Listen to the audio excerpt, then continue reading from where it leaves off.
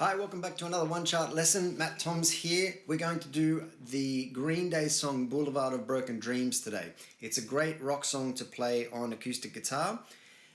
The key that you will hear this song in is F minor. However, I suspect that the song was actually written in E minor. All the chords are really simple open chords if you put your capo on the first fret. So this is what we're going to do. We're going to put our capo on the first fret and we're going to play the chords of E minor, G, D, A, and every now and then we're going to go to a B7, and in the choruses we're also going to use a C chord, and I think that pretty much covers it. At the end of the song we move into a little section that is really interesting, but we're going to use what we call power chords for those, and I'm going to show you how to do those when we get to that at the end of the chart. Alright, so if you look at your chart, it's divided into a few different sections. The first one is the intro. Our strumming is going to be very rock eighth note strumming, so 1 and 2 and 3 and 4 and most of the time we're going to change chords every 2 beats, so it'll be 1 and 2 and 3 and 4 and 1 and 2 and 3 and 4 and... Now some of those strums will need to be a little bit louder than other strums, but you'll get the feel of that once you start playing it. Don't worry too much about that. So let's take the intro and we're going to run through our chords. It's very basic. E minor, G, D, A, E minor, G, D, A, and then we start the verse. I walk a lonely road, the only one that I have ever known. Don't know where it goes, but it's home to me, and I walk alone. Then we get 2 bars there of no singing. Goes into repeat that second line. So we've done that verse all the way through. Then we hit our repeat sign and we go back to the beginning of that verse. Do it again. I walk this empty street on the Boulevard of Broken Dreams, where the city sleeps and I'm the only one, and I walk alone. This time I walk alone, I walk alone. You sing that over those. I walk alone, I walk alone. Then we head into the chorus. C, G, D, E minor. Then we repeat.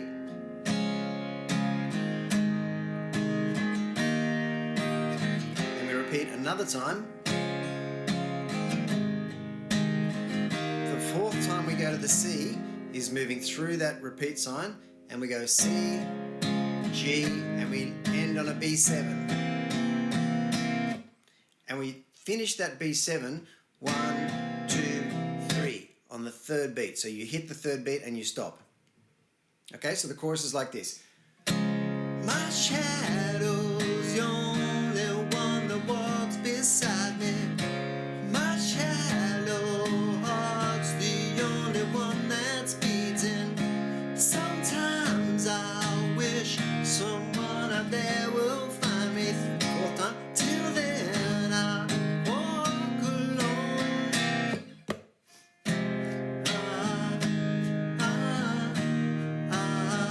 So that's that little break there where they just sing. Then we get to a DS. Now if you're not familiar with this sign, DS means del segno, which in English means to the sign. The sign is at the start of the 2nd line on your chart. It looks like a big dollar sign with a diagonal line and 2 dots on either side of it. Now, to the sign is like a repeat sign. It means go back to that sign. The reason why we use that instead of a repeat sign is because we've already used some repeat signs within that little section that we're going back to cover over again. Del segno means go back to the sign. So now we head back to the beginning of that verse at the 2nd line again. I'm walking line that divides me somewhere in my mind, on the borderline of the edge of where I walk alone.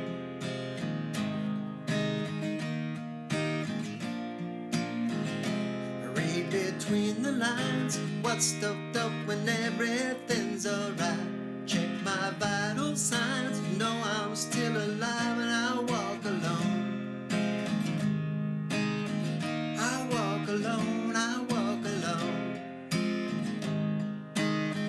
I walk alone, I walk up. Now we're into the solo section, which is C, G, D, E minor, repeated 3 times. Then we go through to the next little bit. So C, G, D, E minor. It's just like the chorus. Third time, we stop on the G and the C. So third time we go. You don't have to hit the guitar. So third time through we go. Back to normal on the E minor. Then as we move through that repeat sign, we stop on the C and G again. And go to B7 and do an extra bar of B7. 1, 2, 3, 4. And stop on the 3 again. 1, 2, 3. And then we're into the final verse. I walk this empty street on the Boulevard of Broken Dreams, where the city sleeps and I'm the only one, and I walk up.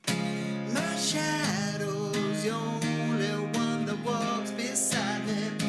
My shadow heart's the only thing that's beating. Sometimes I wish someone out there will find me. Till then I walk alone. Extra bar, 2, 3. Now we're into the last little section of the song, which is where we hit these power chords. Now, if you're not familiar, power chords are super easy. They are very simple. They only have 2 notes in them. They have the root note and what we call the fifth. Now the root note you should be familiar with. If you play an E chord, your root note is the E string. If you play an A chord, your root note is the A string. If you play a C chord, your root note is the C note. It's the note at the bottom of the chord that has, and when I say the bottom of the chord, the lowest pitched note in the chord, and it has the same note as the chord. Whether the chord is C, C minor, C7, C minor 7, any type of C has the root note C.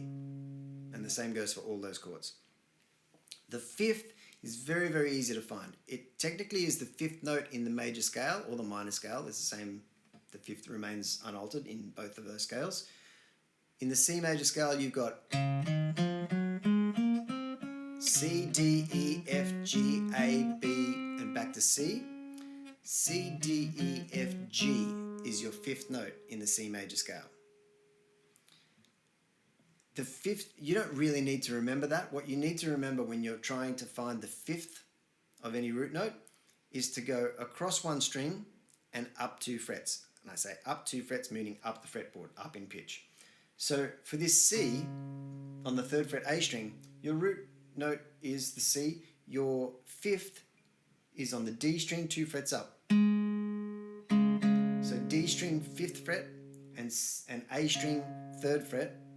That's your C power chord. Your E power chord is your E root note. And remember, we're assuming that this is E.